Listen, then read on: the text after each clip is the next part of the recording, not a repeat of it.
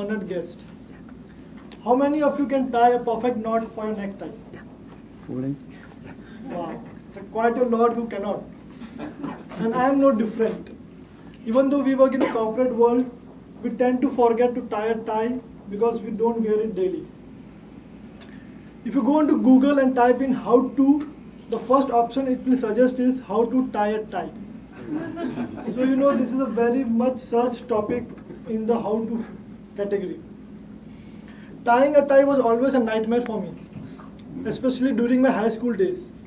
Unlike here in India, we have a school uniform and it needs a compulsory tie. I was never able to make my own tie. The knot prepared by my mom was very small, triangular in shape, and I never liked it. So I used to get my tie prepared from one of my friends who was master in the art. And after my school, I used to keep my tie as is so that I can reuse the next day. So I don't have to ask his favor often. But sometimes I tend to lose it, so I have to run to the school early in the morning so that I can get some help. But in most cases, there was no help. Most people were like me. We were in the same boat. So what I used to do is just wrap it around my neck somehow and pull it over and just try to hide the knot under my collar and attend the class. So you can see this made me a laughing stock in the class. And at that time I decided that I will not only learn how to make a tie but will also help others to master it. So after 12 years, the day has come.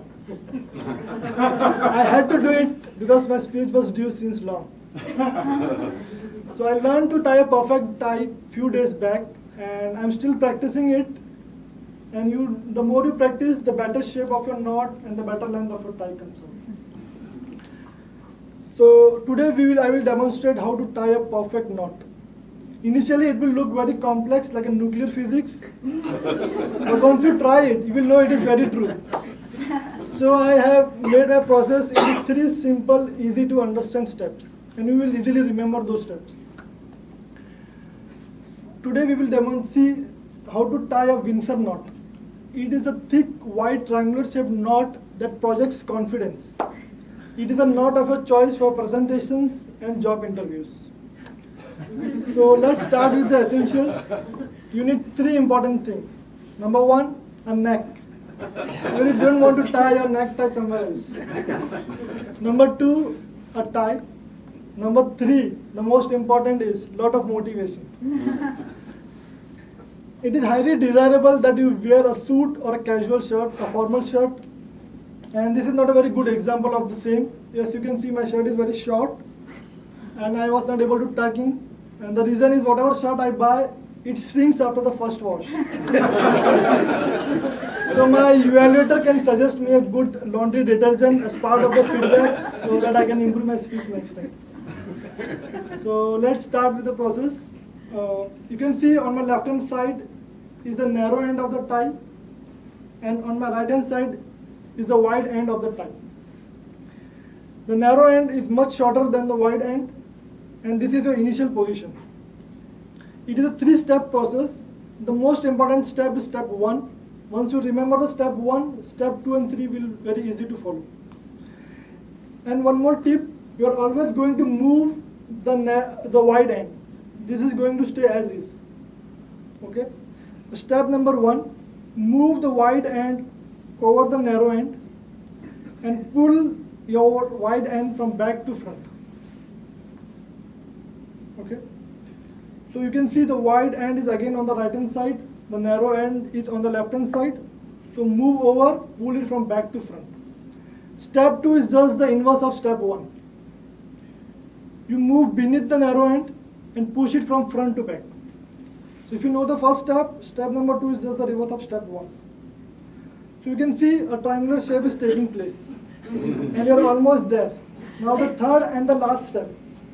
Move the wide end over the lower end, which is almost similar to step number 1. Pull it from back to front, almost same as step number 1. But here is a slight difference.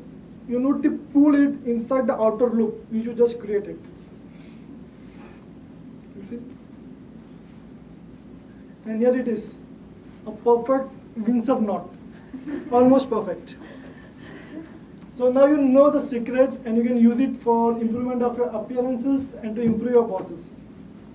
But gentlemen, please be careful when you are in a tie. Sometimes it may work against you, especially when you are with your wife. And I already had those experiences recently. If in a shopping complex, your wife is busy shopping and you're concentrating on the sales girls, she can easily pull you over by your necktie.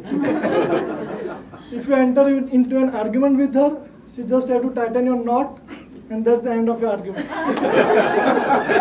So I realized this is a very handy tool for ladies. So gentlemen, please use it with caution. Back to Toastmasters.